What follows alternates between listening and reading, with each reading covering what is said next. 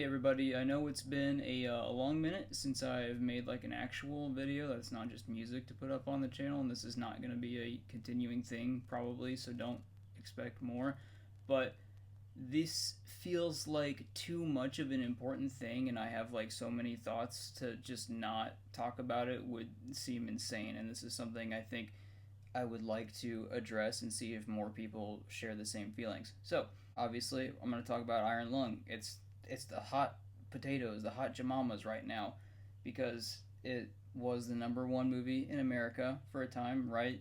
Indie film made independently. That's what indie means, of course, by Markiplier, the YouTuber, which is what's got a lot of people not so excited for it. And to those haters today, I'd like to just say, fuck you, fuck you, fuck you! Not only was the movie really, really good, and I'm going to try to not do spoilers or anything like that for it, but more importantly, I want to talk about why the movie is so important and why I think this is actually going to be like a cinematic feat or like making movie history at this point in time. The movie going experience is such an important thing. I think Nicole Kidman has it right when she comes up on the AMC screen and annoys me every time, saying some shit about, we come to this place for magic. But it is magic. That's the crazy thing. You go to the movies and it's like reading. You are there to do the one and only thing that you can. They're encouraging you to put away distractions, to turn off your phone. You may be spending like $30 to $60 on concessions and tickets, and that's a steep price to pay, and that's probably a big reason. Like, I know I don't go see as many movies in theaters anymore, but you go to see it on the biggest screen possible, to go and enjoy it as a, not like group, but like solo activity. You can go with people, but you know what I mean. It's you all are focused on the screen doing the one thing, having whatever, your popcorn, your candy, your soda, your icy, whatever you've got. It's going to be a comfortable experience and nice chairs. You want booming speakers. It just has to be like perfect, and I think that's an experience that a lot of people still hold on to, which is why I want to see a rise in the movie going experience. But that's part of it, right? And to say that I got to see a movie in theaters feels really great, especially if down the road you live with the regret that you didn't go and do that. And that's another thing that I really want to talk about why this movie is so important. So for me, personally, I've been watching the Distractable podcast, which has Mark, Bob, and Wade hosting it every week, like twice a week. I've been rewatching that all the way through like 3 years steady now, where Mark has been talking about making this movie the entire time.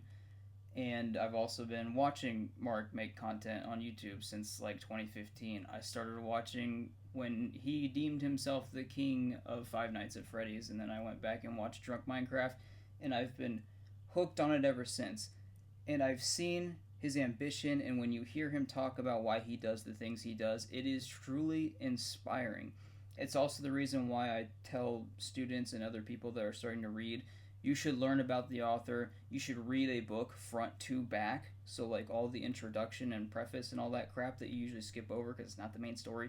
You should be reading it because it gives you more information on it, and you will feel more connected to the story when you know about the storyteller.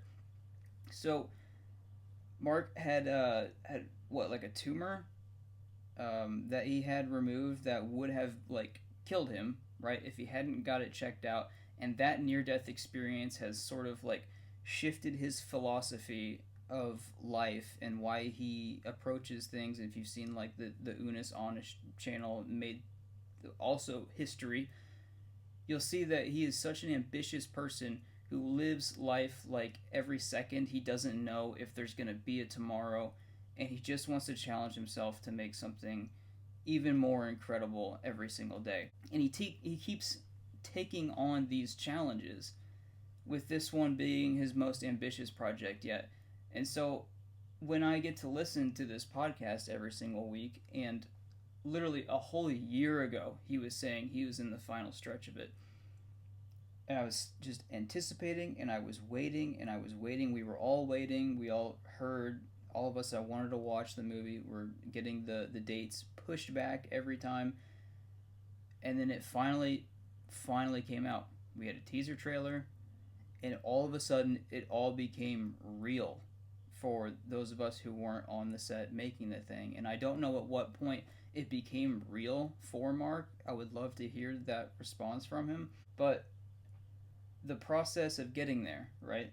When I'm listening to the podcast and Mark's telling these dreadful stories of him being in like a warehouse when it's 150 degrees and he's got 1,000 fans on him, or going 48 hours without sleep because he's just trying to make a deadline, or making jokes about being a platinum, double diamond, whatever member for flying, taking so many flights, all of this to work on this movie while he's also making some YouTube stuff on. Well, I guess it moved to the side for the movie production, or keeping up with the podcast, keeping up with the other podcast that he has with Tyler, the Go My Favorite Sports Team. Just to see all of that happening in real time while this thing is being created, and for it to finally come out, and it wasn't shit. It was a good movie. It's just like he did it. He did it. And that's what's amazing to me, is the fact that he has done this and it's been an amazing thing. The fact that it took number one was probably not something that he was expecting. It's an incredible thing to see something, and it's not like, I don't know how else to put this into words. The thing I wanted to compare it to was when I watched Godzilla Minus One. So that was groundbreaking for something to be on such a low budget by a studio. It was about 15 million US dollars to make it, and to see it just shatter records and get all kinds of awards. And had I not watched that in theaters as many times as I did, I would feel like I really missed out because of the experience of going to the theater, like I talked about. The experience that I described is kind of the same for every movie theater that I've gone to. There can be shit theaters, but this one was also special because I didn't go to bed until probably 4:30 the morning that I was going to go see it in the evening. I was expecting to just wake up late in the afternoon, and my wife and I were going to go out to eat and then go watch it, and it was going to be a great night. I got called in to go substitute teach at a school where I went and did my student teaching. So I'm on an hour and a half of sleep, right? I'm starting to feel like Mark. It's 6:30. I get a call. Hey, can you come in today? Sure, why not? So I'm babysitting all day, right? But luckily, one of my CTs, my cooperating teacher, she gets there at the end of the day after coming back from a field trip, and I just casually bring up that we're gonna go watch this movie. I was like, "See ya. We're gonna go get B-dubs, and I'm gonna go have some Asian zing wings." And she was like, Oh, man. and I took that chance to invite her and her husband out. And if I had missed that opportunity, I would not have had such a fun night going out with them together, just like double date almost, right? And going to watch this movie, have B-dubs, share some laughs, and just have a really great experience together. And that's something that I just love about going to the movies, is like, you make a whole day out of it. I love the concept of Barbenheimer, right? Because you go and make a thing out of it. Like, going to the theater is not just gonna go see a movie and spend a lot of money, but you're making something of it, something that takes time away, right? Takes the whole day, and you get invested into it. So going with them, seeing that, when we get to the theater, I'm already full from my dinner, but I still want popcorn, because no matter what, you have to get movie theater popcorn. So I get that. It smells great. It's got the butter on it. We get into the theater and we get our seats, and they're LDX seats, so it's like it's like a two-person couch, right, for me and my wife to sit at, and they've got reclining seats, they've got heated seats. It just feels great. Right next to me is the stairs, because I always try to get the seat closest to the aisles because I gotta go to the bathroom all the time. But there's a strip of red LEDs right next to me, and it's just so atmospheric and perfect. And getting to watch the movie felt so good. I don't like seeing the negative reviews on it. I went ahead and put all that out of my mind, because as many times as I tell myself I don't give a shit what Rotten Tomatoes thinks, I always end up looking at that and going, man, A lot of people don't like this movie. I don't know why I do that. Because I looked it up afterward, a 44% really, and then I start reading reviews on Letterboxd, and that's kind of why I wanted to make this video as well. Was seeing like negative feedback for the movie, and a lot of it was people making jokes about when's Markiplier gonna have the Let's Play, his camera view in the corner. People were saying the runtime was just too much, and again, I'm not gonna get into spoilers, but yeah, there's like a billion shots that are close-ups or in and out of focus, stuff zoomed in. The main character is in a submarine, which he could reach out and touch the walls. He's got less space in there than I have in this office, and yeah, so if you're gonna make a 2-hour film out of that, it's harder to do in a space like that when there's not as much going on, but it worked. Visually, this movie was stunning. I actually thought the VFX were better than the practical effects. Like blood stuff, pretty friggin' dope. Also, the slow reveal of the monster, I thought this is one of the best versions of that I've seen. If you've seen the gameplay, which I highly recommend you do before you go and watch the movie, so you know that there is lore you'll be picking up on. You don't need it, but you should just in case. You'll see that it's better. It's a better adaptation of the game. Not to say that the game is bad, because the developer was with Mark on set, making helping him direct it and giving him pointers. They were conversing back and forth, trying to make something really cool. But I see things like the Five Nights at Freddy's movies and a Minecraft movie and any other video game adaptation. I don't care. Those suck, and this improved the experience of it. This is adding to the lore, and even for the people in the reviews that were saying they were just kerfuffled by the end of it and it was all nonsensical, yeah, but that makes you want to go back and watch it some more. My wife was like, I wish it had subtitles. Bro, same. There were a lot of times where I just couldn't understand what was going on, but it's part of the reason I want to go back and watch it again. It was still a fantastic movie. I think the music really made the movie, and if I hadn't watched it in theaters, I would be horrendously upset.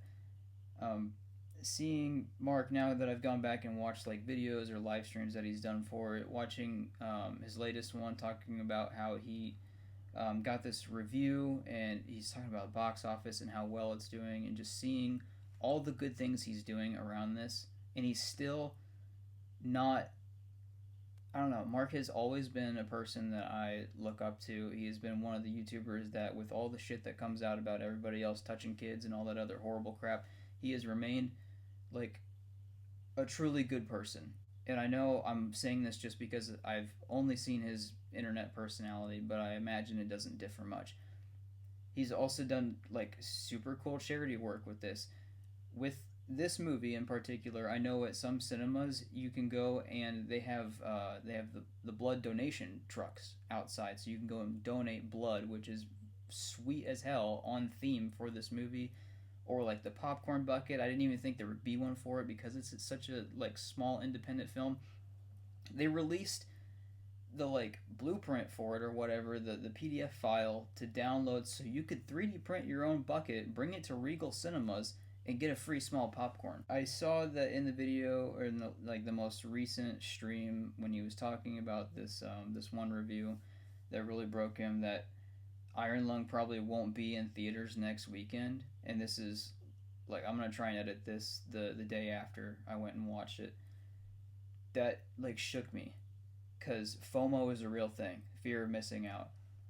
I want to go and watch it again before it leaves theaters. I feel like I need to, and I'm saying that as a person that has missed out on stuff like this before. I feel like this might unfortunately just be a blip in history, and people are going to take the most negative, pessimistic approach and say that a YouTuber made another movie and then it's going to be gone. I want to say that I was there and I was a part of it, because it was such a great experience.